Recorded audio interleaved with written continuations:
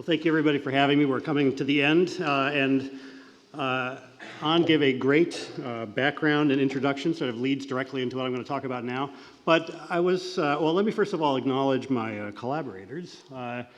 Most of you here, of course, know the vice president for the École Normale in Lyon, who I've worked with for many years. Phil Skemmer is a experimentalist at Washington University, St. Louis, and Elvira is my former postdoc, but now she's a associate research scientist.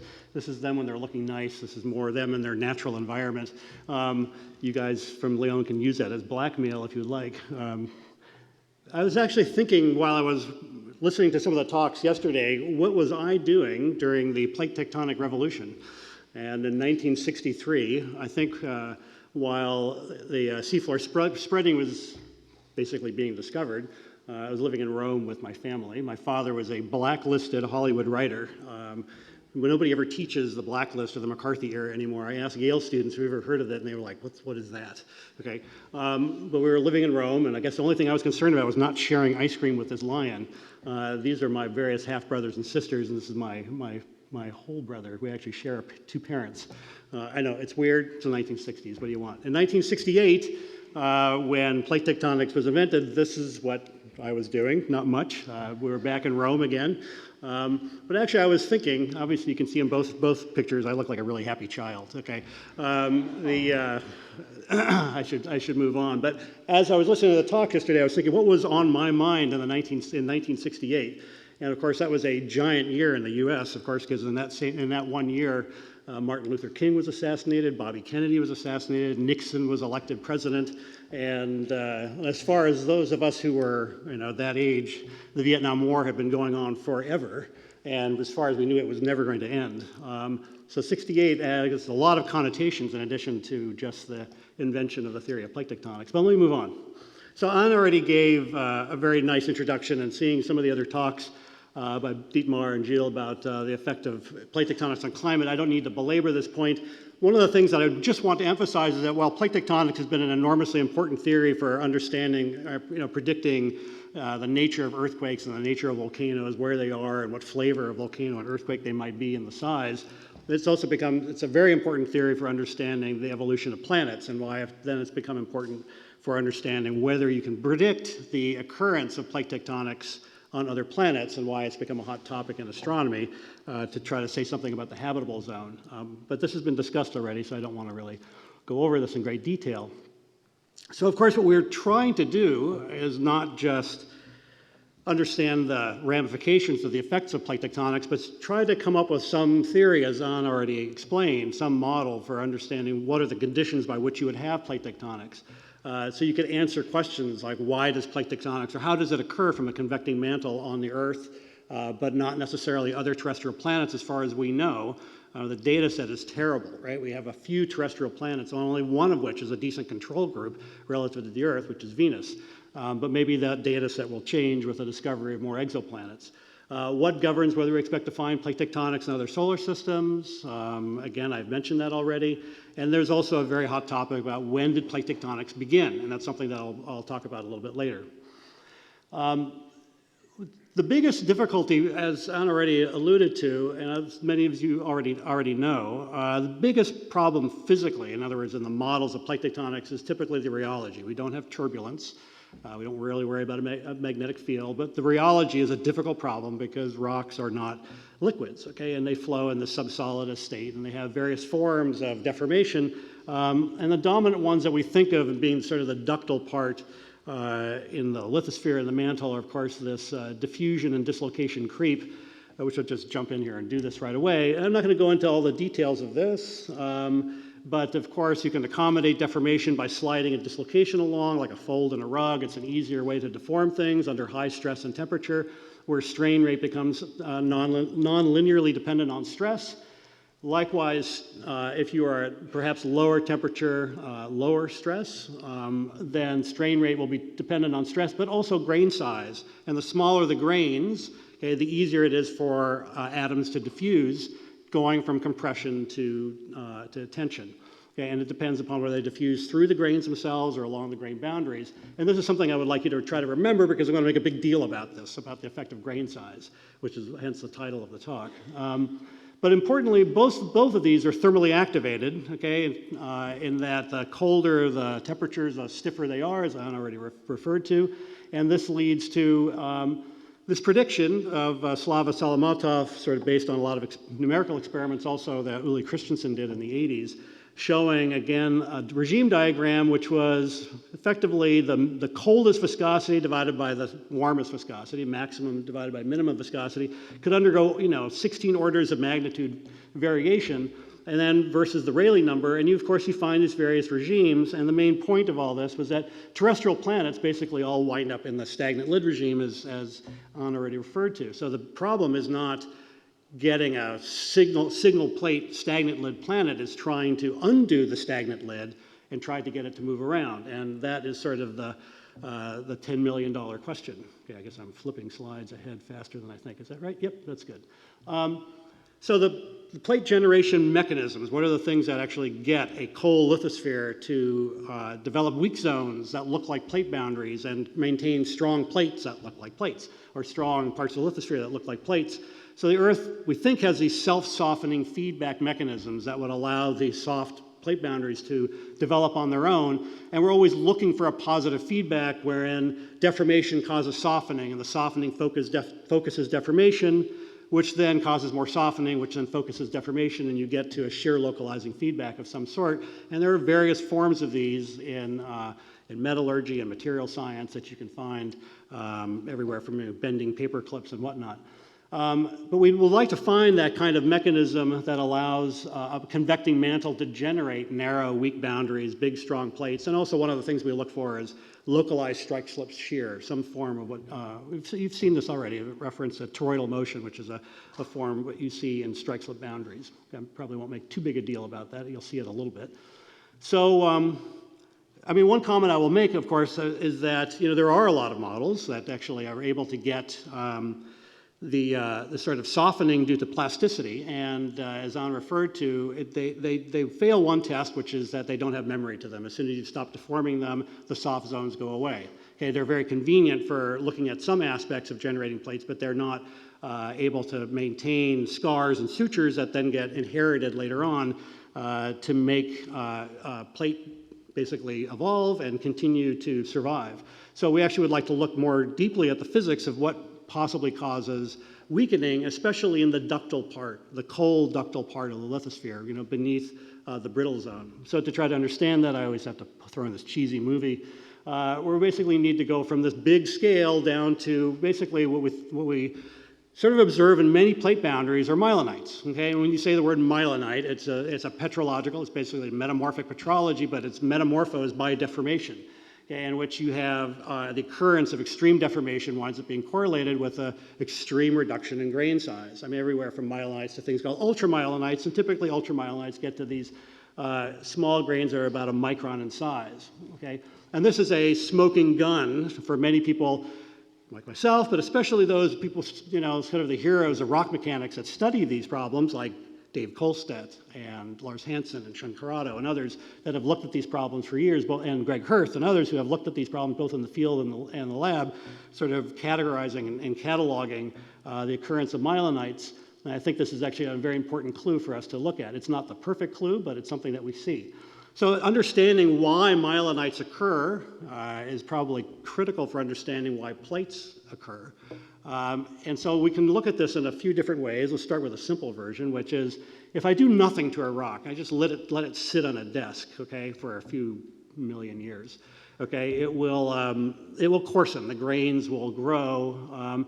Much like this movie, which is actually not a rock. This is basically octachloropropane, which is mothballs, okay, and mothballs will eventually coarsen. Let's go play this movie back again.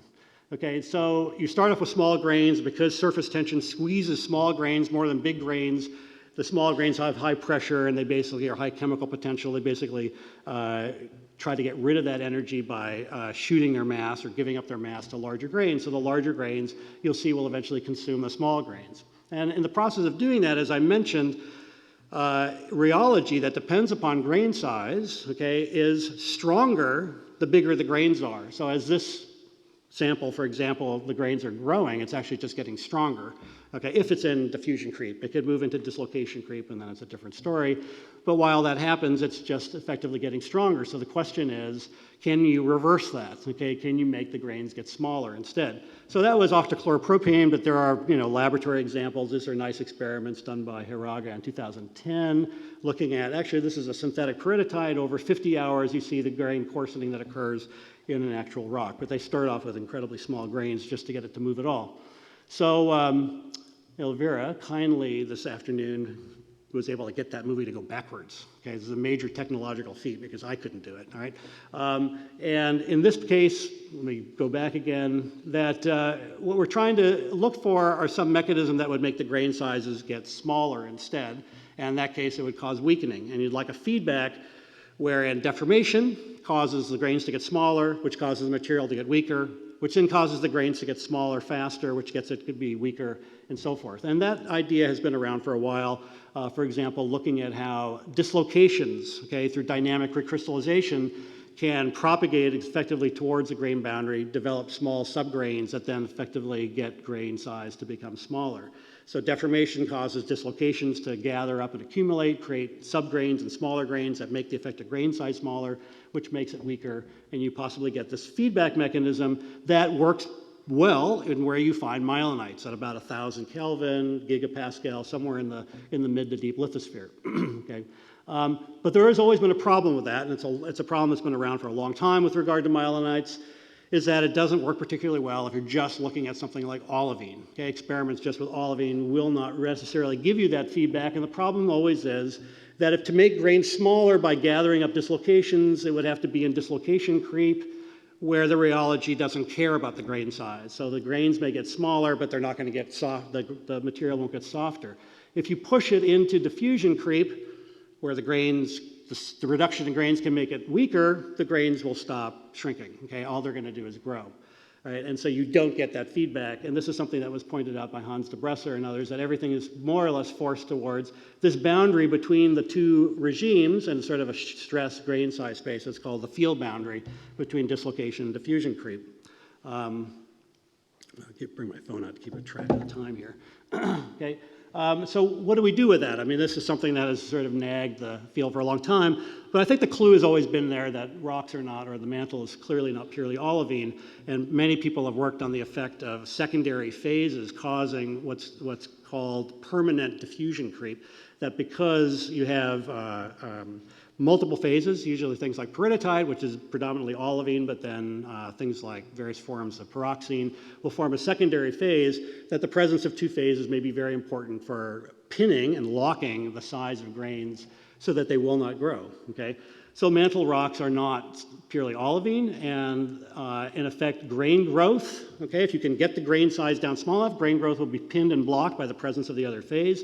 As one, say, big olivine is trying to grow, it has to engulf and wrap around one of these blue pyroxenes, which is energetically unfavorable, so that will actually effectively stop grain growth, and it's something that's called Zener pinning, which is really adopted from the metallurgy. So if we actually think that stirring and mixing and deformation can cause damage to the interface between the two phases, and you'll hear me refer to the word interface frequently between the blue and the green stuff, if you can damage that interface so that the Zener pinning bodies become smaller and they become more effective at pinning the grains so that they stop growing, you can get a feedback mechanism wherein deformation causes the interface, the pinning bodies, to become driven down in size. That can help hold the grain size smaller and also actually facilitate damage, which I'll talk about what I mean by damage in just a little bit. Okay, so having the multi-phase or polymineralic mixture we've proposed is something that perhaps helps solve this problem of allowing deformation to coexist with reduction in grain size, which then causes softening. What do I mean by these things? These are also my terrible amoeba diagrams, but I like spheres, okay? The pinning slows grain growth because in a single phase material, again, surface tension squeezes small grains, causing their pressure chemical potential to be higher, and therefore they wind up diffusing mass into the larger grains. And this is what I showed with the octachloropropane movies. that the big grains eat the small grains. When you have the big grain is trying to, if you're trying to force the big grain to grow, but it has to move its way around obstacles, these pinning bodies, then it becomes energetically unfavorable. It doesn't look anything like this, but okay, you're trying to increase the effective curvature, and it stops the grain growth, okay? That's something that's very well known. Zener pinning has been studied since it was first proposed, not by Zener. It was originally a paper by Smith in the 40s, okay, who said, Zener said this in 4 lines, okay, and we all call it Zener pinning from now on.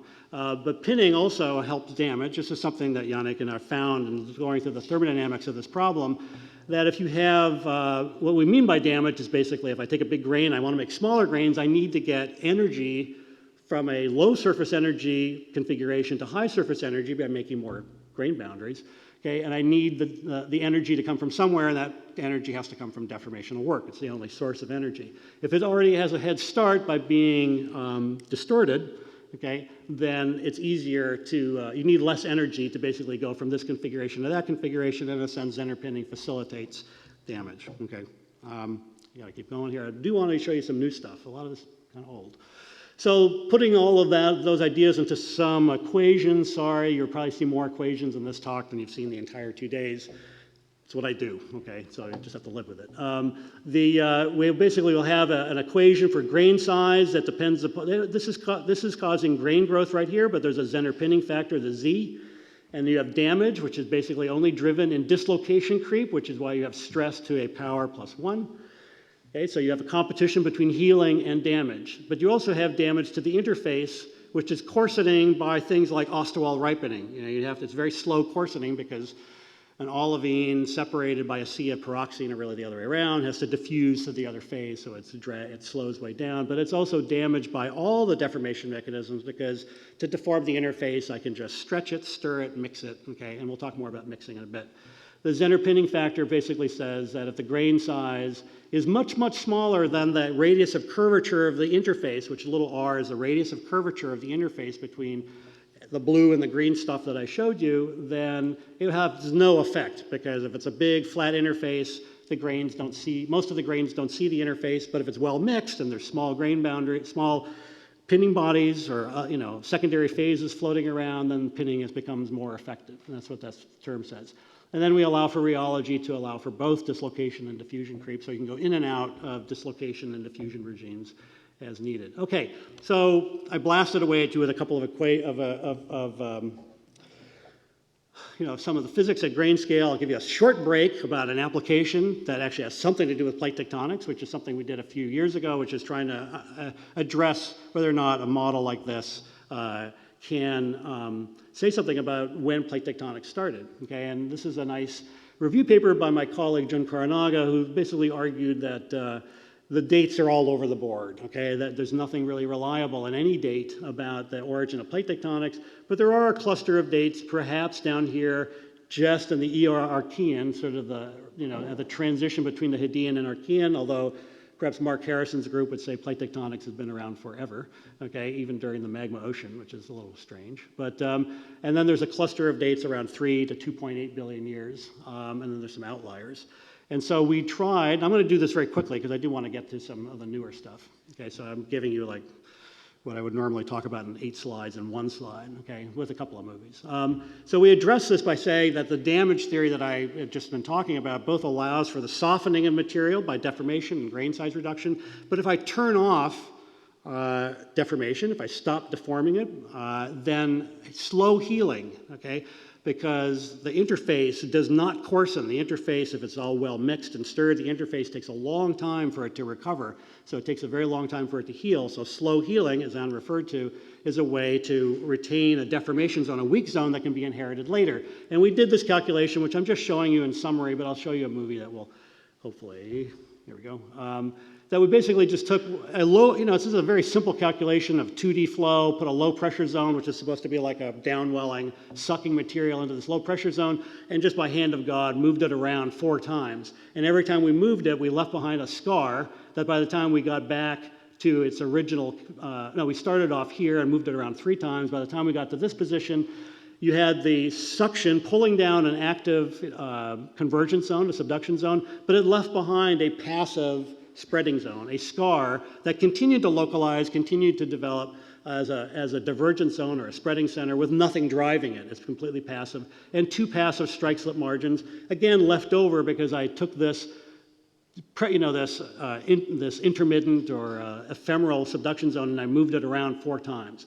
Okay, again, we'll show you a movie for this. I'd rather than talk about this too much. But the point is that you have passive divergent zone, 2 passive strike slip margins, and a contiguous weak zone that wraps all the way around it. I'll just show you this one movie because I do need to move on, which is, if you want to make something that is really just a stupid postage stamp calculation like I showed, you make it look better, you put it on a sphere.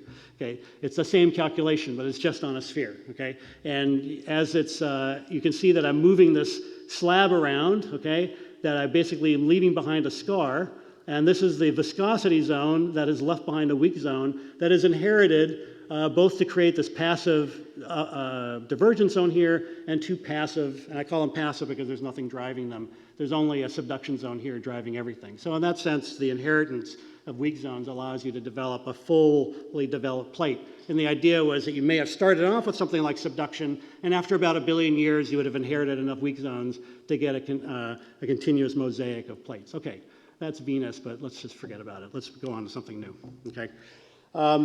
So one other idea that I've been pursuing for a while is the idea that in a sense, Earth is sort of in a hysteretic state, okay, in that for this given temperature, 5 is no problem, okay, 5 fast is no problem, okay,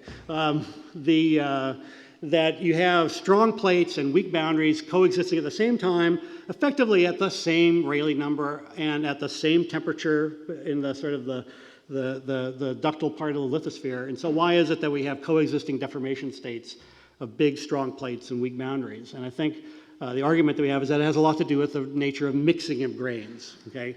And that we typically see, especially in periddotites, when we look at things like an ultramyelinite, that they are typically polymineralic, where there is mixture between monomineralic units of, say, olivine and pyroxene. Okay, and so there's these big monomineralic tectonites, and then there are these very fine scale ultramyelinites that are typically well mixed. So mixture is an important part, and that's sort of the whole nature of the 2-phase damage idea, that mixing these phases allows for the ultramyelinites to form, but that mixture process itself turns out to be important for determining the different states, we think, okay? And so this is something I'd worked with Phil Skemmer, is trying to understand how do grains mix? They're 2 solids, okay? They're not liquids like oil and water. To get grains to mix at the grain scale is not an easy thing to do, and it's very slow. And there are various groups working on this. Dave Kolstedt's group is working on trying to understand how grains mix off of an interface between, say, OPX and olivine. And you have this sort of slow, perhaps either nucleation of olivine, as Dave Kolstedt's group would propose, or a mechanical squeezing of these grains, as we've proposed, and actually, as Dave Kolstedt showed in a paper recently, but it's going to hopefully come out soon, that it's hard to tell the difference because they're both basically controlled by diffusion. So we have a diffusivity or a diffusive grain mixing model, which I will go through. You're not going to get this, okay? I'll just guarantee it now. I'll just tell you, so you're not disappointed at the end, like I didn't get this, okay? But just to give you a flavor of this, okay? That what we're looking for is actually try to understand how do, for example, an olivine and an OPX wind up mixing with each other, and so we proposed, Elvira and I have a paper we've submitted, a sort of a diffusive mixing model. So let me go through this rather quickly. So Dan and those who have sort of worked on and invented 2-phase theory will recognize that the mass conservation of volume fraction of either phase simply goes as this standard form of a mass conservation law. I don't have time to go into it, but what we've proposed is that the velocity of the 2 phases involves both a mean velocity and this small ui, which is a diffusive velocity that effectively looks at how the grains wind up percolating or moving into one another. So you actually have solids percolating through each other by some mechanism. Okay, and the mechanism involves this small velocity of grains diffusing off of this flat boundary, being sort of an anisotropic diffusion law that depends upon gradients in the volume fraction, the gradients between olivine and pyroxene. And that diffusivity is an involved mess. Okay, that was something that Phil Skimmer and I worked on at sort of the fine scale of understanding what are the forces on one of these little subgrains popping off that eventually gets it to squeeze off into another into another triple junction. Okay, and then you wind up scattering these grains into one another, and so you eventually wind up with this diffusion equation, advection diffusion equation, which is this anisotropic diffusion equation that depends upon stress acting on gradients and porosity. So this is all very new, okay, not even published yet. But we try this out with a model, and I'm going to get to the point. It's not so important to understand all this. This is basically something where we're driving this both with normal stresses across the interface between the OPX and the olivine and shear. And you wind up with a couple of equations. One is an advection diffusion equation for the volume fraction of, say, olivine moving to OPX and vice versa. So it's it doesn't matter which phase because you have mass conservation guarantees. One governs the behavior of the other. But you have this diffusion law that depends on stress, and you have a simplified damage law that says the grain size is effectively reduced by deformation and dislocation creep, diffusion creep, and the work done by diffusion itself at the grain scale. Actually, trying to get things to mix also involves work because you're pushing grains through, squeezing them along, and so that actually involves work that winds up reducing the grain size because mixing is a way of reducing or causing the pinning bodies to become mixed into each other and then help grain size reduction. Okay? I've said that rather fast. So this is sort of a simple calculation, really simple, and what you're looking at is volume fraction, olivine, pyroxene, green and blue as usual, grain size, okay, and shear velocity starts off just as a flat line. It takes no time for it to look like a fault instead. You see the mixture rate between these two. This is slowly evolving. It's a slow process. In fact, all we really wind up predicting at this scale is the scale of ultramyelinites. Okay, but we wind up getting a lot of shear localization and a lot of grain size reduction right at the mixture zone, as you see in the development of ultramyelinites. So what does that mean? Well, if we look at sort of standard deformation maps, okay, again, to remind you, stress versus grain size, this is the boundary between diffusion and dislocation creep. Oftentimes, you'll see people looking at, are using these paleopiezometers that match grain size with stress, okay? And this is something that really is most applicable on dislocation creep, although sometimes when folks doing this look at ultramyelinites, they will blast this curve off into the diffusion creep and be very worried about it because the stresses are predicted to be so high. But if you're looking at it as a two-phase problem with mixing, okay, our little calculation that I just showed you actually predicts that there's not just one piezometer, there are two of them. There's one in dislocation creep where things are unmixed, not surprisingly, and where it's mixed, you get smaller grain sizes for equivalent stresses. So you basically have two parallel piezometers, not just one, okay?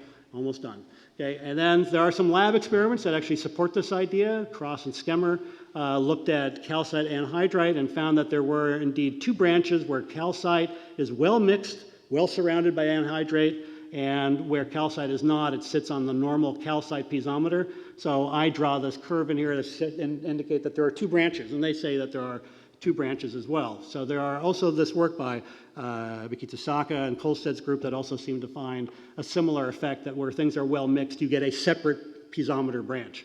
What does that mean in terms of hysteresis that I made a big deal about? That where things are unmixed are strong, where things are well mixed, they tend to be weak, and you can wind up having branches, say, versus damage healing. As damage healing becomes, versus healing becomes very strong, it's very well mixed, and you may become dominated by a weak environment like a plate boundary or a myelinite, where they are unmixed. Of course, they will maintain greater strength. And perhaps this is something you can extend to the planetary environment to say that Earth perhaps is sitting where both the strong unmixed and the weak mixed boundaries coexist, and therefore you have plates and plate boundaries that can coexist. Venus, on the other hand, may sit off to the end where the strong unmixed case is dominant.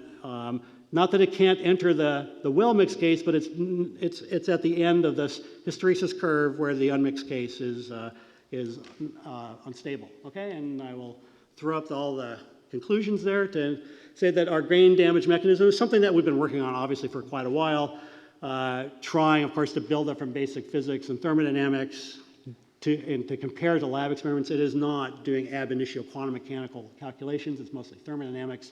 But it has let us make some predictions about the emergence of plate tectonics over a billion-year period of accumulating weak zones. And now we're trying to address this idea whether mixing is something that can lead to this hysteresis and this coexistence of two different deformation states typical of the Earth. And I will stop. Thank you.